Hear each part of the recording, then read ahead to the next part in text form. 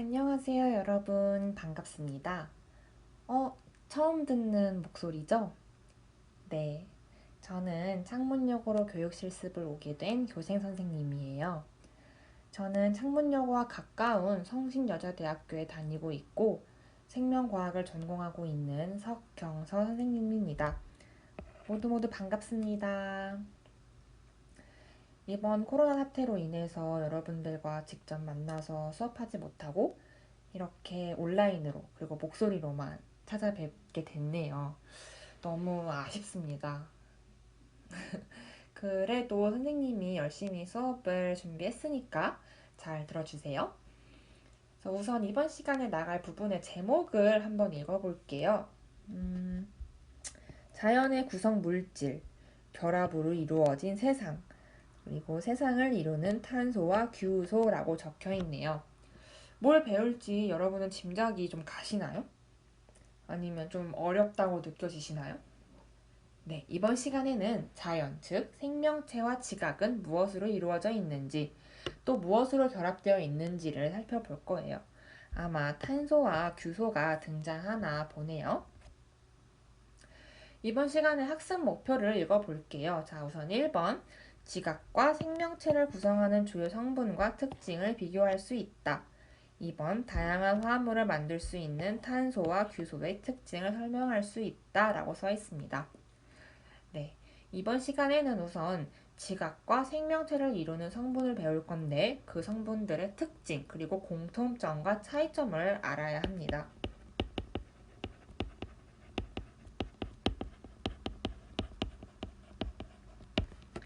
그리고 거기에 등장하는 탄소와 규소의 화학적 특징을 배울 건데요.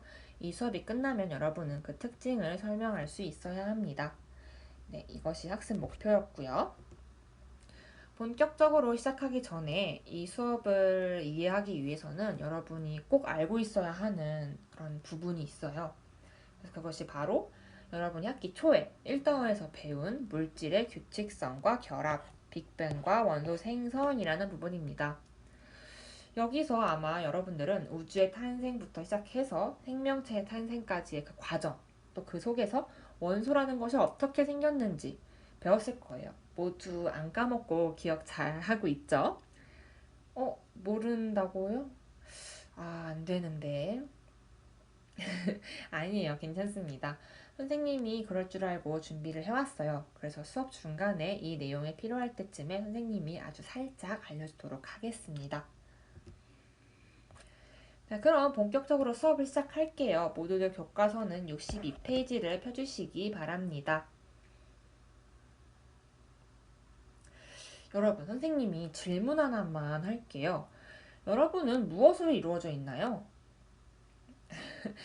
조금 당황스러운 질문이었나요? 그렇다면 지구는 무엇으로 이루어져 있는지 한번 생각해 볼까요? 음, 여러분을 만나서 수업했더라면 여러 가지 재미있는 대답들이 나왔을 것 같은데 여러분의 생각을 듣지 못해서 좀 아쉽네요. 네. 그럼 아쉬운 대로 선생님의 생각을 한번 말해볼게요. 선생님은 사람과 지구를 이루는 물질은 사실 좀 많이 다르게 느껴지기도 합니다. 왜냐하면 지구는 엄청 크고 단단한데 우리의 몸은 그에 비해서 작고 말랑말랑하니까요. 하지만 공통점이 생각나기도 하는데요. 사람이 대부분으로 물로 이루어진 것은 알고 계시죠? 근데 마찬가지로 지구도 바다로 이루어져 있으니까 공통점이 있는 것 같습니다. 자, 그러면 이제 인체와 지각을 이루는 원소를 자세히 알아보도록 할 텐데 그 중에서도 인체를 구성하는 물질과 원소를 알아보겠습니다. 이 사진은 인체를 구성하는 물질들의 비율을 나타내고 있는 사진입니다. 자, 여기서 무엇이 제일 많은가요? 네, 역시나 물이 66%로 제일 많네요. 그 다음은 뭐 16%를 차지하고 있는 단백질, 13%의 지방, 4%의 무기염류, 0.6%의 탄수화물 등이 있네요.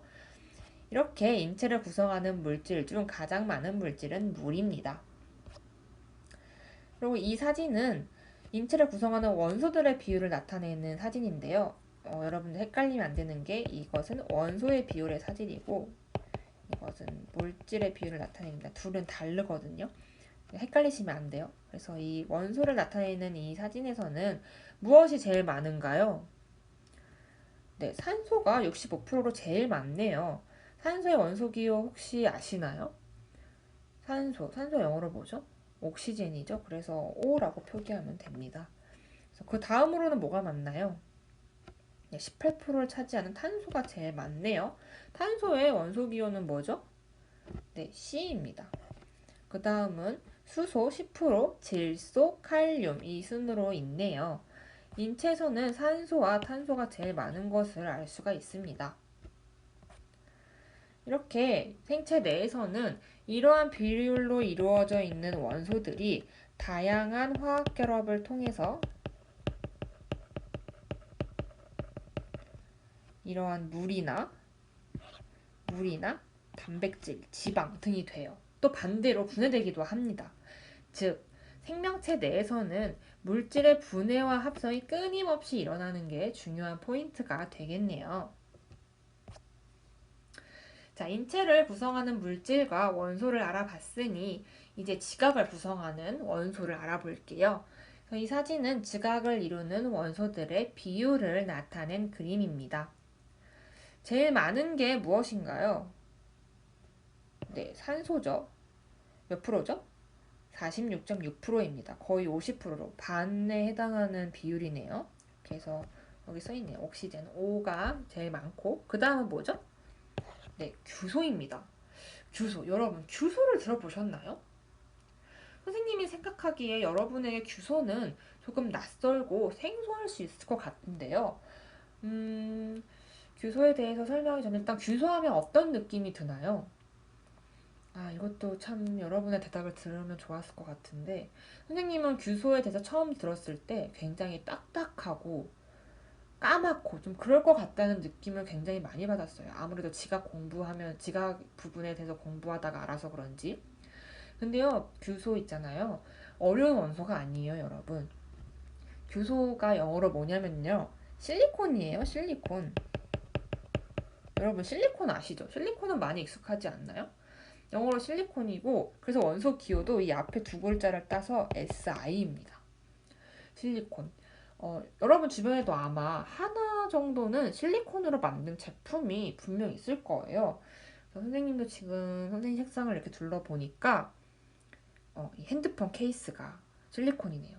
저는 전자기기 케이스가 대부분 실리콘 케이스인 걸로 보이네요. 실리콘 말랑말랑하고 보드라운 재질, 이것이 바로 실리콘입니다. 그래서 지각에서 가장 많은 원소는 산소이고 그 다음으로 많은 원소는 규소임을 알 수가 있습니다.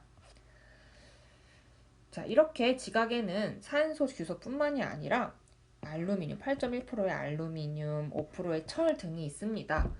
여기서 이 산소, 규소, 알루미늄, 철, 이 원소들의 공통점이 있어요. 네, 이렇게 지각을 구성하는 대부분의 원소는 바로 별의 진화 과정에서 생성됐다는 공통점을 갖습니다. 네, 이 부분 앞에 사연에서 했죠. 아까 기억이 안 난다는 친구들을 위해서 선생님이 간단하게 요약을 한번 해봤습니다. 네, 이건데요.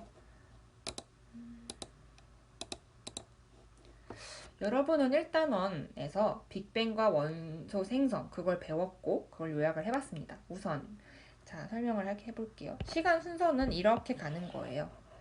맨 처음에 빅뱅, 우주 대폭발이 일어나면서 기본 입자들이 생겼어요.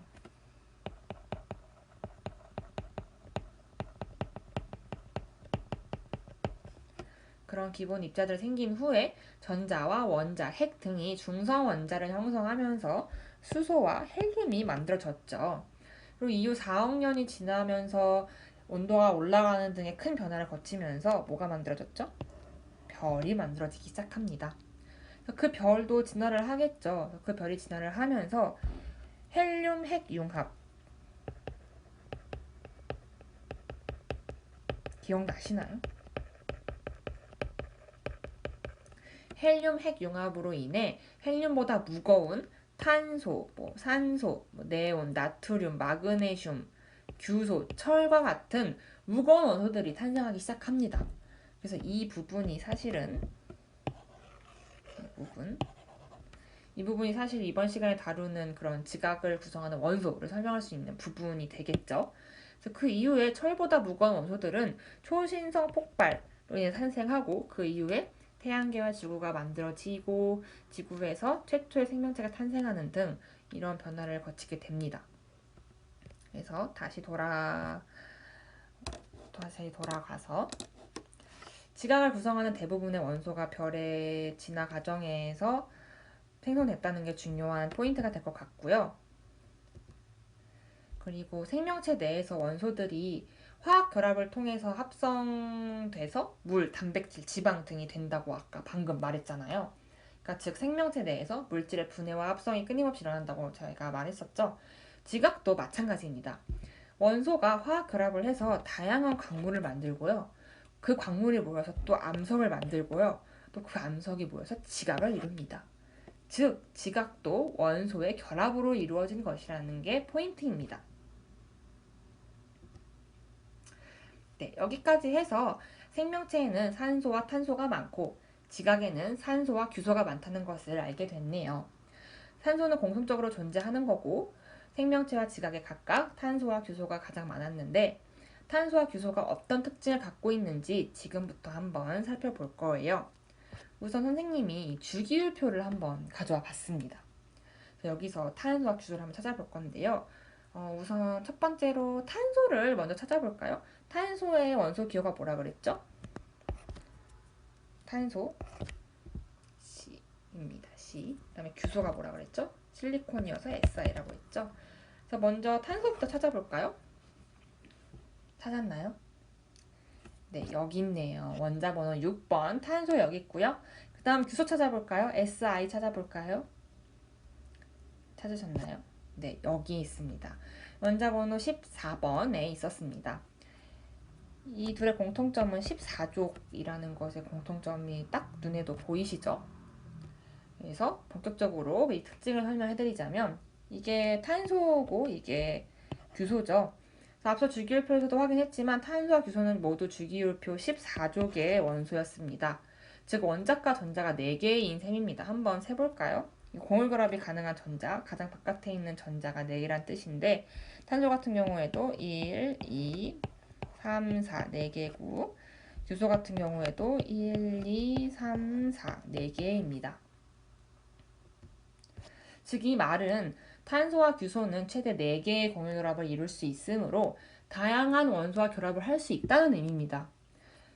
이에 탄소가 다른 원소와 결합을 하면 아마 다른 원소와 결합을 하면 이것은 탄소화합물이 되겠죠.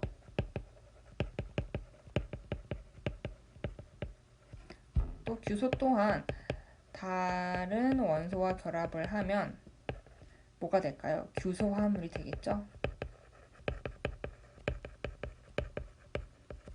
이렇게 다양한 원소와 결합을 할 수 있고 그에 따라서 탄소화합물이나 규소화합물이 될 수 있다는 것입니다. 그래서 이렇게 지각에서는 규소를 중심으로 산소와 금속 원소들이 결합을 해서 다양한 광물을 생성을 하겠죠.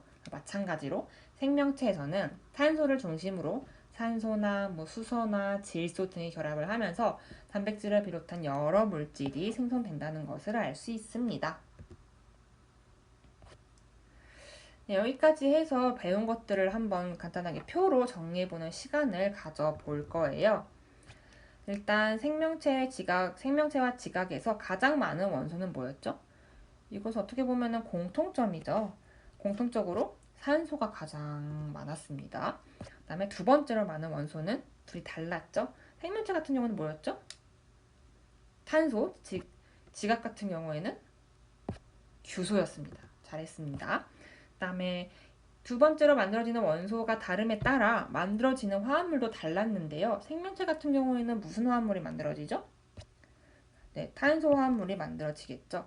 그 다음에 지각 같은 경우에는 규소 화합물이 만들어지는 것입니다. 그리고 원소의 기원, 이 산소와 탄소와 규소에 따른 원소의 기원이 어디냐? 아까 저희가 배웠죠, 말했죠. 빅뱅 이후 별의 진화 과정에서 탄생을 했다고 했습니다. 빅뱅 이후 별이 진화하면서 헬륨보다 무거운 원소들이 탄생을 했고, 이에 따라서 지각과 생명체의 구성하는 데도 영향을 미쳐서 이렇게 산소, 탄소, 규소가 있는 것으로 저희가 배웠죠.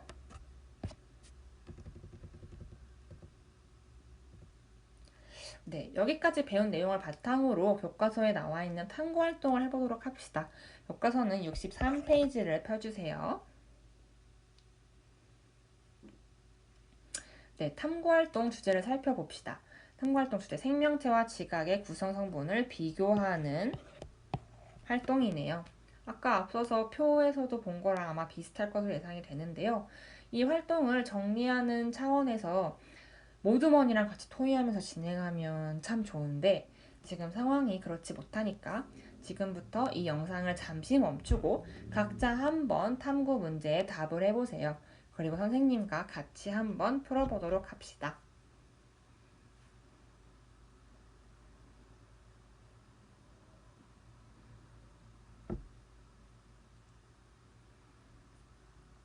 자, 답해보셨나요? 그러면 자, 1번부터 한번 해볼게요. 자, 그림 2-1과 2-2, 이게 2-1이고 이게 2-2거든요. 이를 보고 생명체와 지각을 이루는 원소 중에서 가장 많은 양을 차지하는 원소 두 가지를 각각 순서대로 써보자 라고 되어 있습니다.